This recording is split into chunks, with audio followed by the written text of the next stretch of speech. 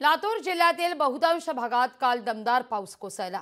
मांजरा नदीवरील 14 बॅरेजमध्ये 73% पाणीसाठा शिल्लक आहे। मांजरा नदीवरील भातखेडा इथं दगडी पूल पाण्याखाली गेलेला आहे।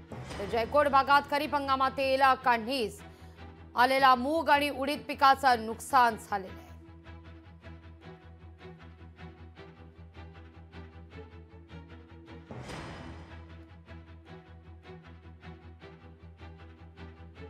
लातूर जिल्ह्यामध्ये कालपासून पावसाची संततधार जी आहे ती या ठिकाणी पाहायला मिळालेली आहे आणि यामुळे सध्या लातूर जिल्ह्यातील नद्या नाल्यांना जे आहे ते या ठिकाणी पाणी दुतडी भरून वाहताना पाहायला मिळते। आपण सध्या लातूर जिल्ह्यातल्या भातखेडा या नदीवर मांजरा नदीच्या पुलावरती आहोत। आपण या ठिकाणी पाहू शकतो की या नदीमध्ये जे आहे ती कालपर्यंत जी कोरडी ठाक पडलेली नदी होती आता या ठिकाणी दुतडी भरून वाहत आहे।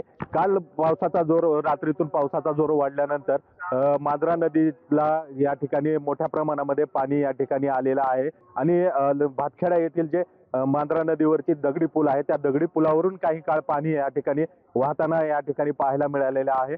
रेणा मध्यम प्रकल्प जो आहे तो या ठिकाणी 100% या ठिकाणी भरलेला आहे। त्यामुळे कुठेतरी लातूर जिल्ह्यामध्ये आता नागरिकांमधून या पावसामुळे समाधान व्यक्त केले जाते।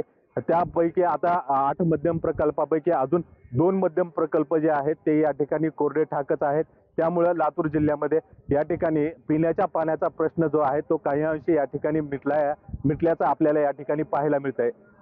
सचिन अंकुलगे, लोकशाही मराठी, लातूर। लोकशाही मराठी ऐका, पहा, जागरूक रहा।